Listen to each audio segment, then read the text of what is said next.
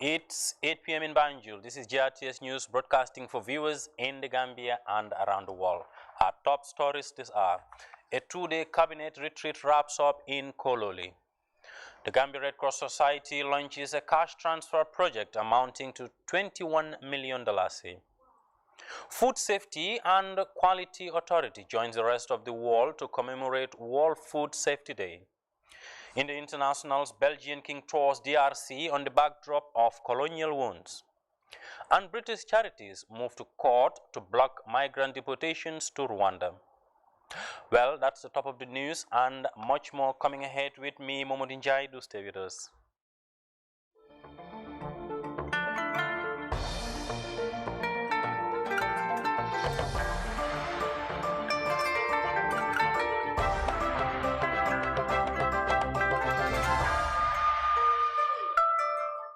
We start the bulletin with the executive as the two-day cabinet retreat has just wrapped up in Kololi.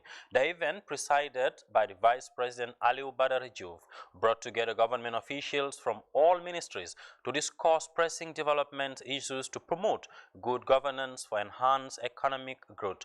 Vice President Diouf called on ministries to take the onus in implementing policies and programs that will develop the country. Well, details of the report will come later in a subsequent bulletin.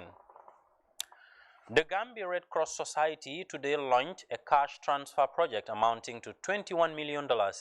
The grant is meant to strengthen public health and socio-economic systems in the country. Meanwhile, a check for $14,250,000 has been handed over to informal associations and individual members of the tourism sector as part of the project to support them recover from the economic losses due to the COVID-19 impact. Ibrahim Jallo has the details in this report. The Gambia Red Cross Society continues to deliver COVID-19 response strategies.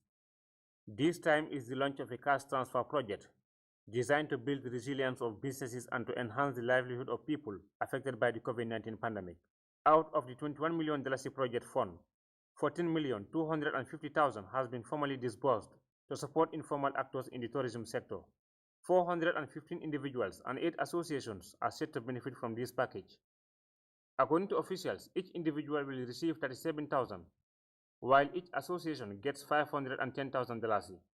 The President and the Secretary General of the Gambia Red Cross Society, Jato Silla and Alassane Senghor, respectively, said the intervention is a complement to the national economic recovery efforts, especially the tourism sector, which is said to be the worst affected. We are gathered here to formally launch the project, cash grants to tourism and tourism association members. The aim of the assistance is to improve the socio-economic situation of the tourism sector members in the informal sector. Study upon study revealed that almost all sectors of the economy showed some degree of recovery, but the informal tourism remains stagnant. The only way we can deal with some of these challenges that we are faced with is by working together. And we as Gambia Red Cross, we have a very clear mandate based on the Gambia Red Cross Act of Parliament, which defines the Red Cross as an auxiliary to government. Jibril Sanyan, President of the Craft Markets Association, spoke on behalf of the beneficiaries. He thanked the Gambia Red Cross Society and partners for the support. The cash grant intervention launch is very timely by the Gambia Red Cross Society. COVID-19 has generally affected our livelihood and of course caused significant damage to the tourism informal infrastructure. This cash support will go a long way in helping us recover socio-economic losses and as well restore our livelihood. The Minister of Tourism and Culture, Hamad Nkeba, said this intervention is another achievement in the economic recovery efforts. According to the Minister, efforts are underway to diversify the sector and promote domestic and sub-regional tourism. This marks another milestone in our efforts to try to help people who have been victims of COVID. As I said, everybody was a victim and still a victim but the tourism industry and workers became the most victims.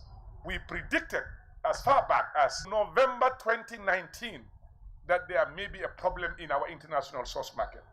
And as a government, we started drawing plans and strategies as to how not to replace, but at least reduce our dependency on the international source market. Ambassador Pampaloni of the EU mission in the Gambia and Carla Sala, project manager at the Spanish Red Cross, spoke highly on the importance of the cash grant to beneficiaries. Meanwhile, beneficiaries are expected to use the money for the intended purpose. Ibrahim Jallo, GRTS News. The Ministry of Basic and Secondary Education recently sensitized youths on their civic rights and responsibilities. The training, funded by UNICEF, is meant to equip youths with peace building and leadership skills to promote democracy and good governance. Our URR correspondent Seydou Kamara covered the event and filed in this report. This peace-building training is geared towards supporting the Gambia government in peace-building efforts, promoting peace in communities as a sustainable strategy with the theme, The Gambia We Want is in You. The initiative is funded by the UNICEF. According to the program coordinator Barasen, this teachers training in peace-building, a continuation of the national training which was established in 2020, that meant to support the Gambia government in its democratization process, which is the best way to solidify peace in the country through the schools. It's therefore envisaged that this particular program will enhance the civic knowledge of citizens, at the same time letting them realize their basic rights and also remind them of their responsibilities and duties. Often we ask for our rights and we forgot to express what are our duties and our responsibilities as citizens. And to do that, the program envisaged to train teachers and school administrators on civic education, and that will help the young people understand their civic rights, the laws in this country, institutions and systems, and to acquire them skills to engage with institutions peacefully. That's to say, if you train them on civic duties and civic rights and then civic knowledge, they will be able to live amicably in their community. The program officer at the National Council for Civic Education, Usman Ba, said it is crucial to educate the citizenry on civic rights, democracy, and good governance, adding that these are fundamental tools for the development process of the country. When we target our young generation into the schools, we inculcate these values and spirit of nationalism, the democracy, civic rights, and duties at a very early stage. And when they grow with these values and principles, then it is highly likely that the next generation of Gambian thinkings in terms of their political exercising of political rights and duties will be very different with what we are experiencing right now in the Gambia. A representative of the Regional Education Director, Usman F. Jame, said training has come at its right time, while advising the teachers to take the forum seriously, arguing that there cannot be any meaningful development in the absence of peace. If we live in a world without peace, that means our living has meaningless, has no much meaning. If people can go about their daily business, it's because there is peace. So if teachers are trained how we can protect that prevailing peace that we have in the Gambia, I think is worth commending.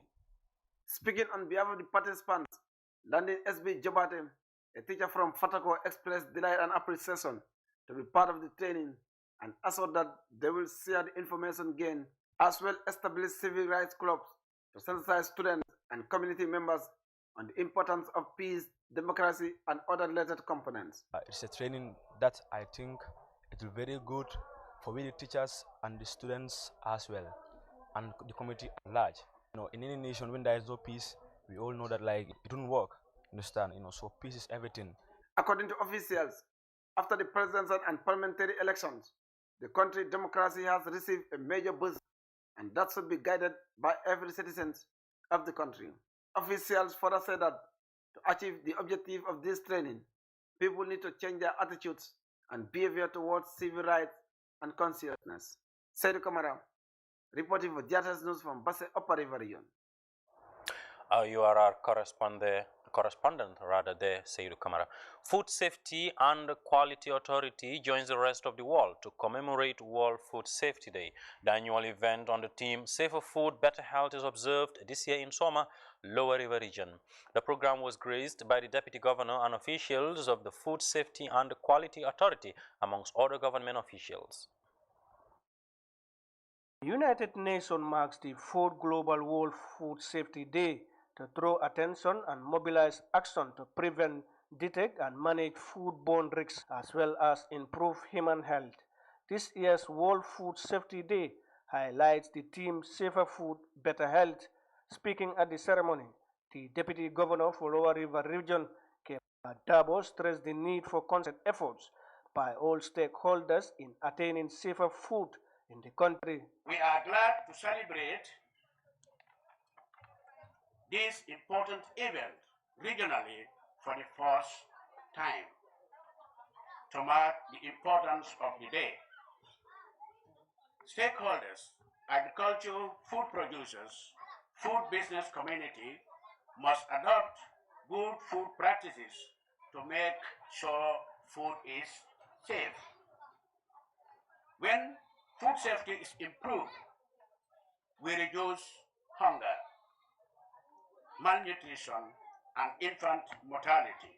The principal food inspector at Food Safety and Authority, Bakanding Fofana, spoke on the non-communicable diseases affecting people as a result of foodstuff people consume. So many people are dying of a foodborne disease that are preventable.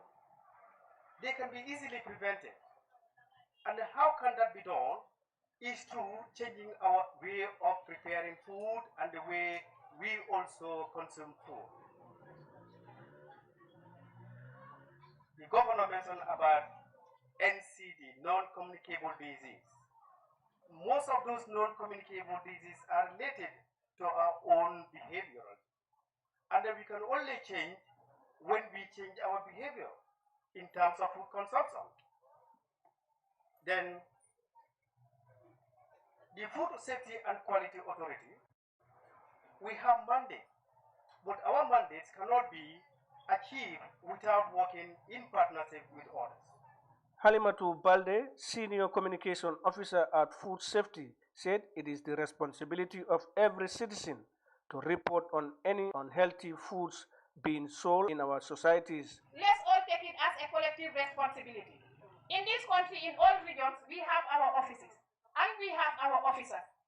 If you see any gross violations, anything that is against food safety, we have the act. And you as an individual, you have an influence upon this Food Safety and Quality Act because you are part of those who drafted these laws. So these laws are here for you and me. So you are free, you have every right to report anybody that you have seen doing any gross violations on food that is not fit for human consumption. The Regional Food Safety Officer in Lower River Region, Charno Asan Jallo, called on business communities to also double up their efforts in attaining safer food and better health. The event also witnessed a drama on the importance of food safety. Usman Balde, GRT's News. Officials of the Gambia Immigration Department in Barra North Bank region on Monday arrested 7 people allegedly preparing to embark on irregular migration. The arrest was made following information that there would be smugglers and migrants who were using the Gambia as a transit point from Senegal. Osman Mane has the rest of that story. Put in place by European countries on humanitarian and economic migrants, irregular migration to Europe, commonly known as the back way, is still ventured by young people in the Senegambia region. Over the years, the Gambia has seen thousands of her youth embark on this perilous journey through the Mediterranean Sea or the Atlantic Ocean to either Italy or Spain. Amidst concerted efforts by government and international partners, the trade is still unabated among young people. The latest arrest by the Gambia Immigration Department was in Barra, North Bank region, where 7 men were apprehended in different locations set for Spain. This young man, among 65 other people, paid about 130,000 CFA francs for the journey, some of whom were yet to join them in a hideout in Esau. man li ma dépassé bu dee CFA la mi ngi nekk ci What I spend on the journey is about 130,000 CFA francs. This is prompted by my quest to improve my living condition and that of the family. My friends in Europe would explain how rosy it is over there, which is making us exploit all avenues to greener pasture. Public Relations Officer of the Immigration Department tells us how prepared these migrant smugglers were. With the help of the arrested would-be migrants, they have discovered a boat that is anchored somewhere on the coast of Bara in the waters. When the officers visited the site and discovered this boat, they found within the boat, inside the boat, some of the equipments that were part of the preparations for the journey. And these include one brand new engine, 60 horsepower, and 2 GPS. The coordinates were already set for Spain, and also they have discovered some amount of fuel. Over 140 liters of fuel was discovered. Part of it was discovered inside the boat, and some other quantities were found in an uncompleted building. Bara is one of the coastline communities that have been used as transit point for smugglers following the devastating boat capsize in Ouadhibou, Mauritania in 2019, claiming the lives of many, majority of whom were from the North Bank region. The calamity has prompted the community to collaborate with immigration officers in the area to apprehend any would-be migrant smugglers. According to migration expert, Commissioner for the Gassama responsible for migration management at the Immigration Department, Gambia has now become a transit point for smugglers. All the activities regarding this operation was that the migrant smugglers recruited, people from Senegal, collected their money, and was only using the Gambia as a transit. They had to come here, buy the boat, buy the logistics, the fuel, and everything, and so that at the end of the day, the migrants will transport themselves from Senegal and join the boat. Legislation is one of the means to serve as deterrent for suspected migrant traffickers and smugglers. Commissioner Gassama tells us what is making it difficult to prosecute offenders. Depending on the outcome of the investigation, you realize that you cannot find a relevant provision in the criminal code to deal with the issue adequately. But what happens is that there's an international law. Palermo Convention, the Gambia is a signatory to that law, and it has 2 additional protocols. One is on trafficking in persons and one is in smuggling of migrants. The one on trafficking in persons has been ratified and it is domesticated. So you could see that trafficking activities is a criminal offense in this country. But we are yet to achieve domestication of the smuggling of migrants part of it.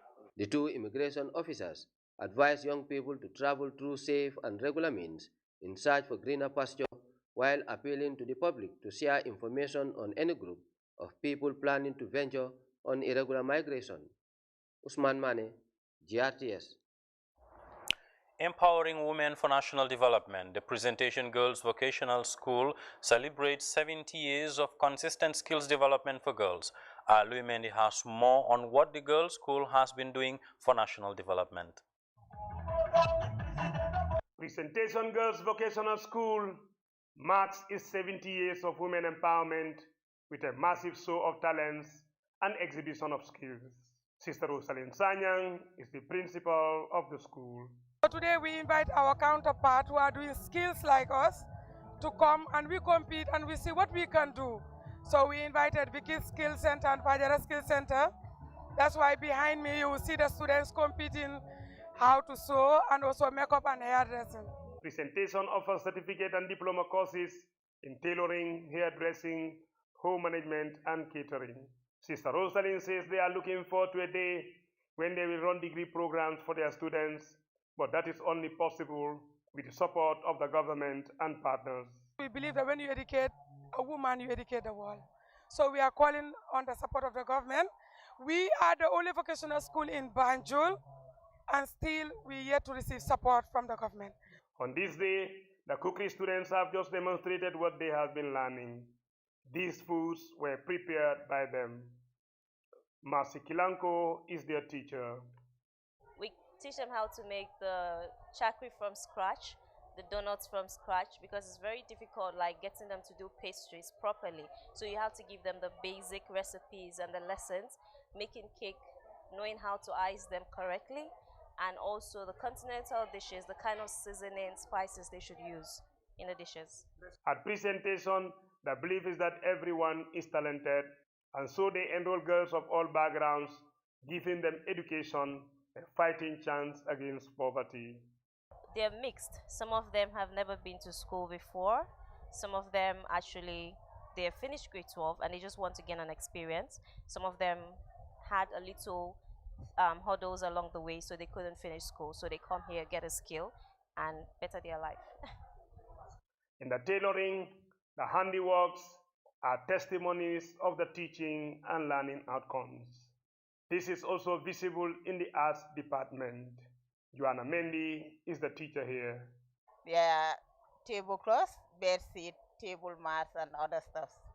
And we have arts too. We have bed sheets. We have t-shirt that we use tie and dye, and the other ones we use fabric, and the third ones we print them. Yes, I love it because it's all about creativity. At the hairdressing department, the enthusiasm for a makeup artist job is obvious. Teacher Anna Mendy is always supportive to the girls. I encourage them because nowadays everybody wants to be his or her own boss. So they all want to be self-employed. So I encourage them to do, because anywhere you go, you are with your hands. So it's part of skills. One beauty about this vocational school is that it offers English, French, and math lessons. Ibrahim Korea is the teacher. They need to do what we call applied maths, knowing fully that some of them are tailors, some of them are practicing hairdressing, some of them are also into cookery. So it's very important for some of them to know some of these applied maths that they can use when it comes to their skill. Taken for instance, when it comes to measurement, you have to teach them to understand inches, to understand meters, to understand kilometers, and stuff like that. Yeah, so that is why they inculcate maths in their area. And when it also comes to the English language, we've realized that as hairdressers or as tailors, you realize that when it comes to communication, it doesn't have boundary.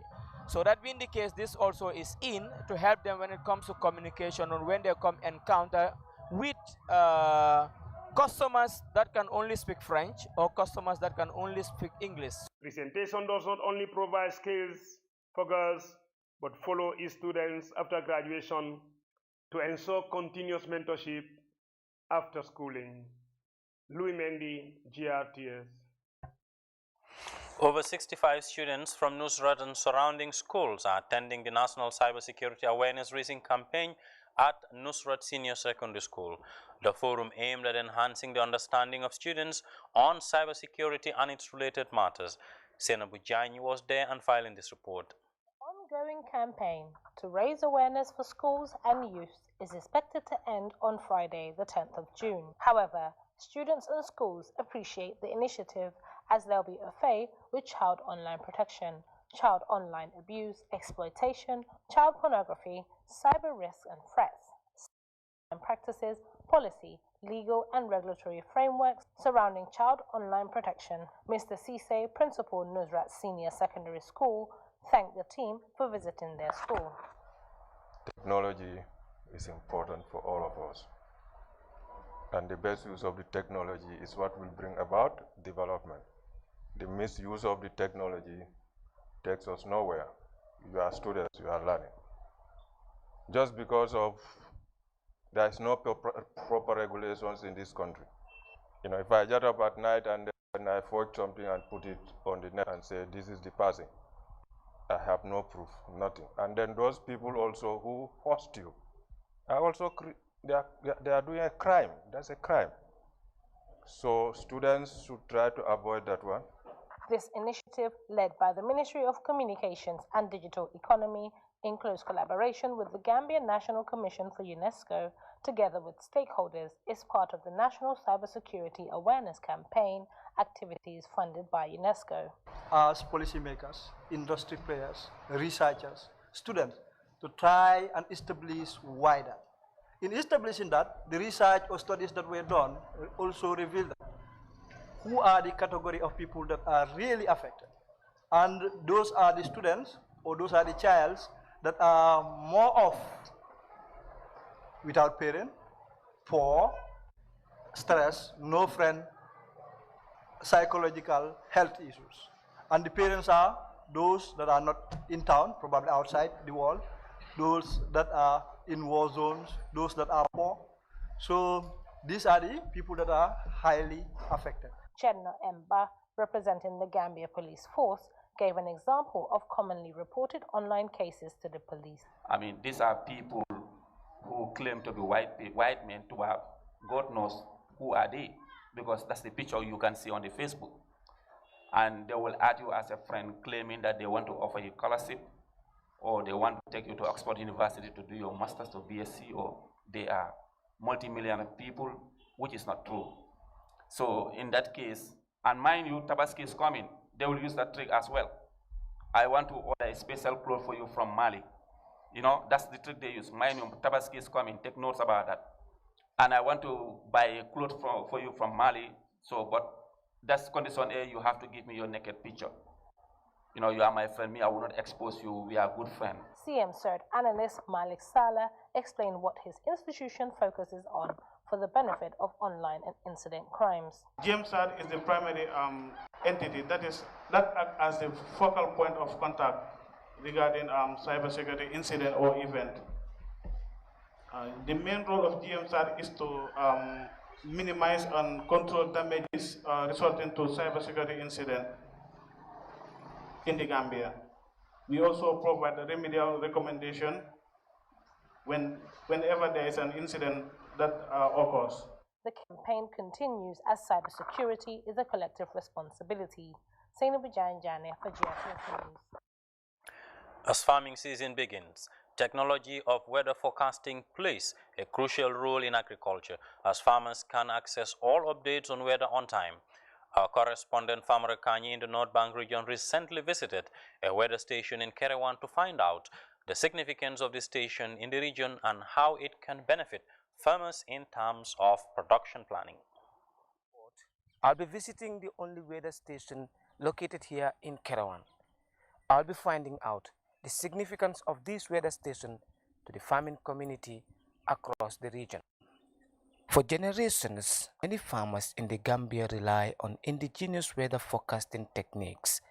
They observe things like wind direction and strength, types of clouds, lightning and thunder, and even rainbows.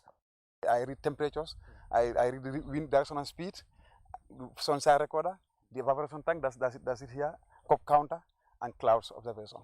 The weather is the single most vital element that affects farm production.